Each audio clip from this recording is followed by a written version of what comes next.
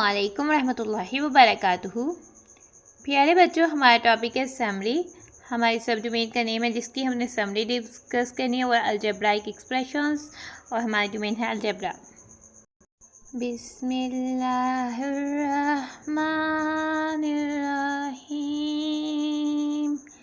ठीक है, page number 93 पर हमारा चैप्टर जिधर ख़त्म हो रहा है उधर ही हमारे पास लास्ट में होती है हर जो सब डोमेन है, हर सब डोमेन के लास्ट पर जो है वो एक समरी होती है। ठीक है, समरी में बेसिकली जो हमने अलजेब्रिक एक्सप्रेशंस में जो इंपॉर्टेंट पॉइंट्स बने हैं उन पॉइंट्स की डेफिनेशन, जो इंपॉर्टेंट टर्म्स बनी हैं उन टर्म्स की डेफिनेशन यहाँ बताया गया कि वो क्या है। ठीक है, इससे हमारी टर्म्स जो है वो रिवाइज हो जाएंगी। ठीक है, कुछ बच्चों को जो है समरी में से डेफिनेशंस मिल जाती हैं लेकिन उनको अंडरस्टैंड करना मुश्किल होता है, तो उनके लिए ये बहुत आसान हो जाएगा कि वो उसको अंडरस्टैंड कर पाएँ। ठीक है, तो फर्स्ट पॉइंट पर आ जाता है। पहले फर्स्ट पॉइंट में आपको अलजेब्रा के मतलब लिखता है। ठीक है, जब से हमने अलजेब्रा जो सब डोमेन है वो स्टार्ट किया है, अलजेब्रा की एक्सप्रेशन में भी अलजेब्रा की प्रॉपर डेफिनेशन नहीं थी, लेकिन समरी में इन्होंने अलजेब्रा की प्रॉपर डेफिनेशन बताई हुई है। अलजेब्रा बेसिकली क्या है? Is a system of symbols and letters of alphabet to replace numbers and find the secret. ठीक है, अलजेब्रा बेसिकली क्या है? वो एक सिस्टम है। एक सिस्टम नहीं होता, जैसे सिस्टम किस चीज़ को कहते हैं? जैसे आपका एक घर में रहते हो, आपके घर में भी एक सिस्टम चलता है। ठीक है, जैसे आपके पापा अर्न करके लाते हैं और आपकी मामा कुक करती हैं, इस तरह से एक सिस्टम चलता है। तो जब अलजेब्रा भी बेसिकली एक सिस्टम है जिसमें सिम्बल्स यूज़ होते हैं, different letters of alphabets use होते हैं, नंबर्स यूज़ होते हैं। ठीक है, और जो लेटर्स ऑफ अल्फ़ाबेट्स जो सिम्बल्स होते हैं वो यूज़ किए जाते हैं टू रिप्लेस नंबर्स की जगह वो यूज़ किए जाते हैं। और फिर कई दफ़ा उनकी वैल्यूज जो है नंबर्स पुट करके सब्स्टिट्यूट भी की जाती है। एंड फाइंड द सीक्रेट, और उससे सीक्रेट फाइंड किया जाता है, जैसे कि प्रेडिक्शन की जाती है, फ्यूचर प्रेडिक्शन की जाती है। ठीक है, वैरी के क्या हो सकता है, इस तरह से जो चीज़ें हैं वो अलजेब्रा इसमें बहुत ज़्यादा इंपॉर्टेंट रोल प्ले करती है। ठीक है, अब आगे आ जाते हैं हम पैटर्न की तरफ। ठीक है, a pattern is some phenomenon that repeat regularly based on the set of rules and condition. Pattern basically क्या होता है? एक फिनोमिना होता है जो कि किसी रूल या कंडीशन के तहत जो है वो रिपीट हो रहा होता है। जैसे कि सूट्स में प्रिंटिंग डिज़ाइंस होते हैं, वो भी एक पैटर्न से होते हैं। ठीक है, एक प्रिंट के बाद दोबारा से वही प्रिंट आ रहा होता है। ठीक है, तो वो भी चीज़ जो है वो पैटर्न में आ जाती है। ठीक है, उसके बाद हमारे पास आ जाता है कि pattern can be ascending, descending और multiple of a set number.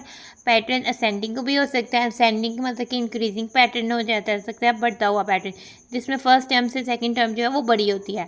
ठीक है, वो अगर असेंडिंग पैटर्न है तो क्या उसमें या तो फिर एडिशन हो रहा होगा या फिर मल्टीप्लिकेशन होगा। ये दोनों तो असेंडिंग पैटर्न को असेंड ही करते हैं, बढ़ाते ही हैं।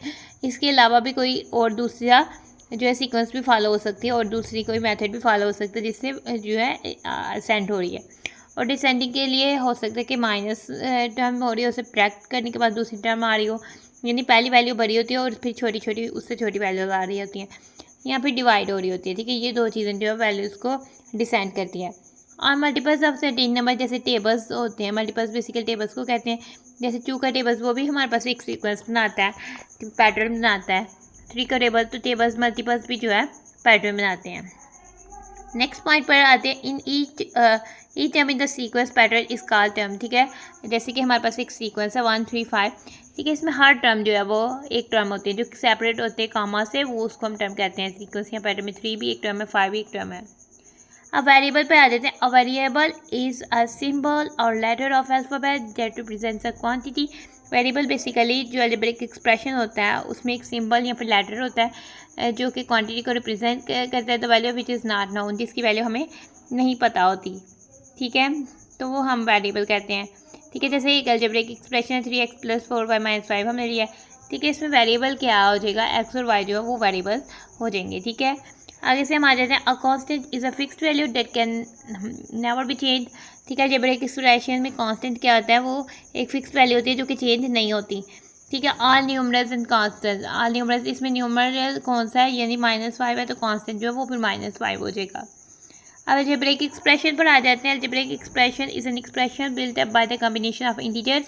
ठीक है, उसमें इंटीजर्स का कॉम्बिनेशन हो जाता है। इसमें कांस्टेंट -5 है जो कि एक इंटीजर था, एंड कांस्टेंट्स। ठीक है, कांस्टेंट्स वेरिएबल्स आते हैं। ठीक है, और कोएफिशिएंट्स होते हैं और connected with basic operations, 4 basic operation से कनेक्ट किए जा रहे होते हैं, प्लस माइनस। ठीक है, ये प्लस माइनस है और ये 3 के साथ x मल्टीप्लाई हो रहा है तो 3 × x भी कह सकते हैं। डिवाइड का सिंबल भी यूज़ किया जा सकता है।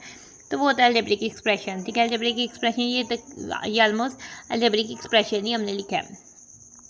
नेक्स्ट टाइम पे आ जाती है each separated part of an algebraic expression is known as term. ठीक है, हर जो सेपरेट पार्ट होता है, जो एडिशन और सब्ट्रैक्शन यानी प्लस माइनस सेपरेट होता है, उसको हम टर्म कहते हैं।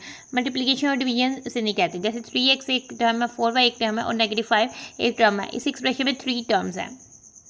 ठीक है, the terms having the same variables and exponent are known as like terms. ठीक है, जो टर्म्स जिनके वेरिएबल्स भी सेम होते हैं और एज वेल एज उनकी एक्सपोनेंट्स यानी उनकी पावर भी सेम होती है, तो उनको हम लाइक टर्म्स कहते हैं। जैसे फॉर एग्जांपल हम ले सकते हैं 3ab और -9ab। ठीक है, इसमें वेरिएबल जो है वो सेम है, a b है। ठीक है, 2 वेरिएबल्स का कम्बिनेशन हो रहा है a b और वो सिंगल वेरिएबल बना रहा है a b। ठीक है, पावर भी इसमें 1 2 2 आ रही है, तो इसका मतलब है कि ये जो है दोनों लाइक टर्म्स हैं। ठीक है, the terms having different variables and exponent are called unlike terms. ठीक है, जिनके वेरिएबल्स डिफरेंट हो जाते हैं, 3x और 4y, इनमें वेरिएबल्स डिफरेंट है, ये टर्म्स सिंगल आंसर नहीं दे सकती। इनको अगर हम ऐड करें ना तो ये -6ab आंसर देंगे, यानी इनको अगर हम सब्ट्रैक्ट करें तो ये 12ab आंसर देंगे। 3 -9ab को करें ना तो ये यानी कि 1 आंसर दे सकते हैं, लेकिन अनलाइक टर्म्स कभी भी एक आंसर नहीं दे सकते। अगर इनको ऐड करें तो 3x + 4y देंगी, नहीं तो 3x - 4y देंगी। ठीक है, वो आपस में सिंगल टर्म में कन्वर्ट नहीं हो सकती। ठीक है, लास्ट पॉइंट पर आते हैं। The process of finding the values of an algebraic expression by substituting the numerical value in the place of variables in each term of expression is known as valuation. ठीक है, ये जैसे कि expression था। ठीक है, लेट्स सपोज और process of finding यानी कि हमने सब्स्टिट्यूट करनी है वैल्यू। लेट्स सपोज कि हमारे पास एक्सप्रेशन है x + y। ठीक है, सब्स्टिट्यूट कौन सी वैल्यूज़ करनी है, x = 1 और y = 2 करनी है। ठीक है, क्या है फाइंड, अब हमने इस अलजेब्रिक एक्सप्रेशन की वैल्यू फाइंड करनी है। किस तरह से करनी है, जो न्यूमेरिक वैल्यूज़ गिवन की है उसको सब्स्टिट्यूट करना है वेरिएबल की जगह। x और y वेरिएबल है तो x की जगह 1 लिख देते हैं और y की जगह 2 लिख देते हैं, और आंसर 1 + 2 3 आता है। जो आंसर आता है, जो आंसर करने का जो तरीक़ेकार है, जिस तरीके से हमने आंसर लाए हैं, इसको इवैल्यूएशन कहते हैं। तो ये बेसिकली हमने जो किया वो किया है वैल्यूएशन। तो हमारी समरी हो जाती है डन, इसलिए अब हम अपनी वीडियो को करें। उम्मीद है कि आपको समरी के हर पॉइंट की अच्छे से समझ आ गई होगी। अल्लाह हाफिज़।